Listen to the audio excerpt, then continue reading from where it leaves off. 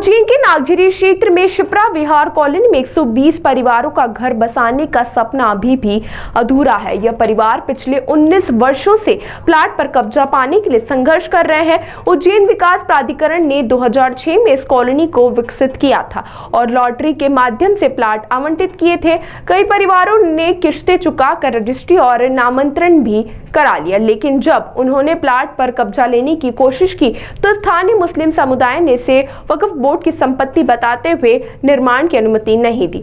इस स्थिति के कारण ये परिवार अब तक किराए के मकानों में रहने को मजबूर है। हालांकि संसद में हाल ही में पारित वक्फ संशोधन बिल के बाद इन 120 परिवारों को अपनी भूमि पर कब्जा मिलने की उम्मीद जगी है। आशीष निगम, जो इस कॉलोनी में एक प्लाट के धारक हैं, उन्होंने बताया कि उनके पास रजिस्ट्री, नामांतरण और नगर निगम के पास नक्शा है वही, लेकिन स्थानीय लोग उन्हें घर बनाने से रोकते हैं। उन्होंने कहा कि 19 वर्षों में उन्होंने कलेक्टर, विकास प्राधिकरण, वक्फ बोर्ड, ट्रिब्यूनल और हाई कोर्ट तक गुहार लगाई, लेकिन कोई सुनवाई नहीं हुई। विकास प्राधिकरण के सीईओ संदीप सोनी ने बताया कि मामला न्यायालय में विचाराधीन है और जैसे ही स्टे हटेगा कार्रवाई की जाएगी।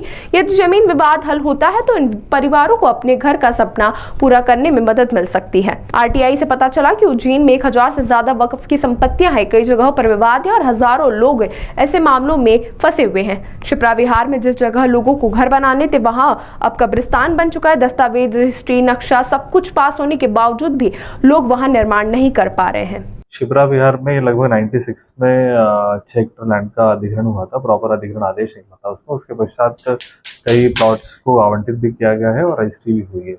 इस बीच में चूंकि वर्तमान में ट्रिब्यूनल, जो वक्फ ट्रिब्यूनल है, उससे स्टे चल रहा है और उसी स्टे के कारण जो वहाँ पर भवन निर्माण अनुमति मिलनी चाहिए या मौके पर किसी भी कार्य की अनुमति पर स्टे है। हमारे द्वारा पिछले कई समय से उस स्टे को हटाए जाने के लिए हमारी जो लीगल टीम है वो प्रयत्नशील है और उसमें काफ़ी सिंसियरली कोशिश की जा रही है कि स्टे हटाया जाए, जिससे कि जो वहाँ पे हितग्राही हैं उनको जिस उद्देश्य से स्कीम में प्लॉट दिए जाते हैं उस उद्देश्य की पूर्ति हो सके। सर, अब जैसे वक्फ बोर्ड बिल पास हो गया है, इसको लेकर कुछ राहत तो मिलेगी? चूँकि जो आने वाले नियमों में जो प्रक्रियाएं हैं उसी के अनुसार आगे कार्रवाई की। आरटीआई मैंने कई विषय हैं वक्फ बोर्ड के उज्जैन संभाग में, उज्जैन जिले में कई विषय हैं। उज्जैन शहर में जितनी, उज्जैन के आसपास की जितनी संपत्तियां वक्फ बोर्ड की हैं गजट में रजिस्टर्ड, उनके संबंध में आरटीआई लगाई और ये बिल मुस्लिमों के पक्ष में होगा, क्योंकि कई मुस्लिम जो हैं जिनको वक्फ बोर्ड का किराएदार बनाया दिया गया है और वक्फ बोर्ड की संपत्तियों पर उनका अधिकार क्षेत्र सुनिश्चित नहीं किया गया है। यह प्रत्येक चीज़ को डिफाइन करेगा, प्रत्येक चीज़ को जारी करेगा कि कलेक्टर महोदय सभी भूमियों के व्यवस्थापक हैं और उनकी क्या क्या कहाँ का व्यवस्था है, सारी व्यवस्थाओं को अपने स्तर पर देखकर और उनमें सुधार लाने का प्रयास किया जाएगा। संशोधन विधेयक जो है ये मुस्लिमों और हिंदुओं सभी के पक्ष में है, क्योंकि जब भारतीय न्याय संहिता में किसी भी प्रकार की सारी चीज़ों को देखा जाए तो नए विधेयकों को ऐड करना और उनमें सुधार करना शुरू से किया जा रहा है।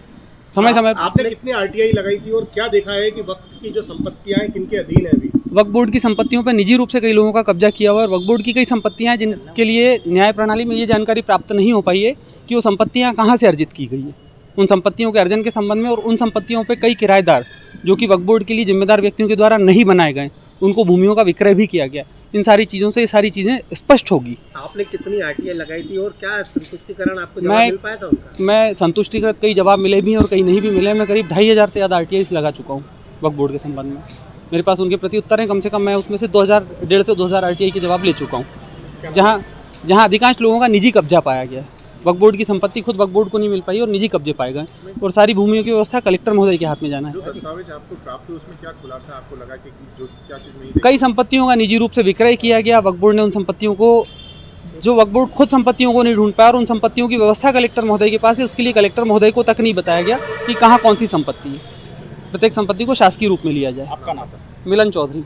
सर, 120 परिवार का ये हमने प्राधिकरण से प्लाट परचेस करे थे और कुछ दिन बाद हमको वक्फ बोर्ड के अंदर में जाने का जानकारी मिली। हम लोग प्राधिकरण भी गए।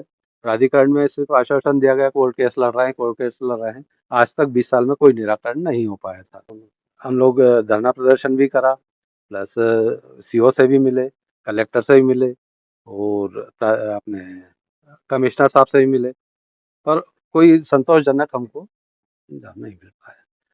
अच्छा, कितने साल से चक्कर काट रहे हैं? ये 20 साल हो गए सर।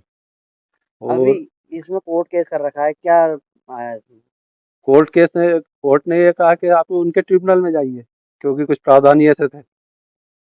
आप क्या लग रहा है आपको? अब लगता है कि गवर्नमेंट ने जो इनिशिएट लिया है तो उस हिसाब से अगर ये जो पास हो गया है, अब उम्मीद लग रही है कि ये शीघ्र शीघ्र हो जाएगा। उस समय कई मुस्लिम वर्ग आए और उन्होंने हाथापाई भी करी और हम लोग बुलडोजर वगैरह लेके साफ सफाई कराने गए थे तो उनका विरोध हम साथ रहा।